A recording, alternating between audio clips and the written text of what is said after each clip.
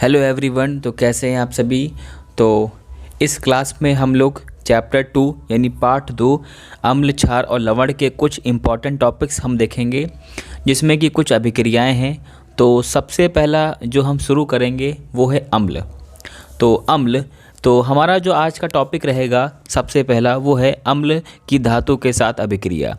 यानी जब कोई अम्ल किसी धातु के साथ अभिक्रिया करता है तो क्या होता है, क्या चीज़ बनती है।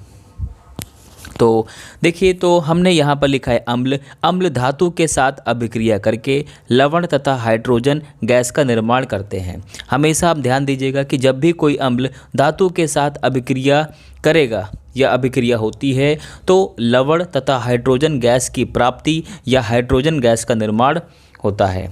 अम्ल धातु लवण बनता है और हाइड्रोजन गैस होती है।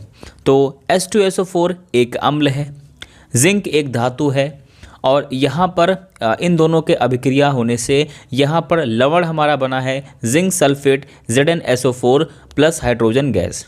ऐसे ही दूसरा एग्जाम्पल आप देखिए। दूसरा एग्जाम्पल हमने लिया है HCl। HCl भी एक अम्ल है, हाइड्रोक्लोरिक अम्ल। धातु हमने वही जिंक ली है। जब इनकी यानी अम्ल धातु के साथ अभिक्रिया जब करेगा तो यहाँ पर हमारा लवण बनेगा ZnCl2। ये क्या है, इसको हम जिंक क्लोराइड कहते हैं और हाइड्रोजन गैस का निर्माण होता है या गैस मुक्त होती है। तो ये आपका हो गया अम्ल की धातु के साथ अभिक्रिया। इसके बाद अब जो हमारा नेक्स्ट टॉपिक है वो हमारा है, एक सेकेंड, हमारा जो नेक्स्ट टॉपिक है ये भी काफ़ी महत्वपूर्ण है। इसमें भी पेपर में क्वेश्चन हर बार आते हैं, वो आपके चाहे MCQ में आए यानी बहुविकल्पी में आए या लघु उत्तरी में आए, लेकिन क्वेश्चन इस चैप्टर से या इस टॉपिक से आते ही है। तो दूसरा टॉपिक हमारा है अम्ल तथा क्षारक के मध्य अभिक्रिया, reactions between acid and bases. यानी अम्ल और क्षारक के मध्य जब अभिक्रिया होती है तो क्या होता है। अम्ल क्षारों से अभिक्रिया करके उनके प्रभाव को नष्ट कर देते हैं। ध्यान दीजिएगा, बहुत ही इंपॉर्टेंट लाइन है। अम्ल क्षारों से अभिक्रिया करके उनके प्रभाव को नष्ट कर देते हैं, लवण और जल बनाते हैं। यानी यहाँ पर होता क्या है कि जो अम्ल होते हैं वो क्षारों से अभिक्रिया करके उनका जो प्रभाव है उस प्रभाव को नष्ट कर देते हैं।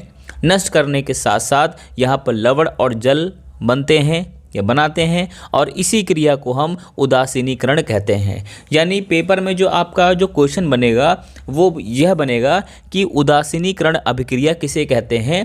तो जब इस टाइप का क्वेश्चन आएगा तब आप इसके बारे में लिखोगे। तो यहाँ देखिए, क्षारक और अम्ल जब अभिक्रिया करेंगे, यानी कोई भी क्षार हो सकता है, कोई भी अम्ल हो सकता है, तो जब ये आपस में अभिक्रिया करेंगे तो यहाँ पर लवण और जल की प्राप्ति होती है। एग्जाम्पल हमने देखिए, HCl जो कि हाइड्रोक्लोरिक अम्ल है, NaOH ये एक क्षार है। इस क्षार का नाम सोडियम हाइड्रोक्साइड है।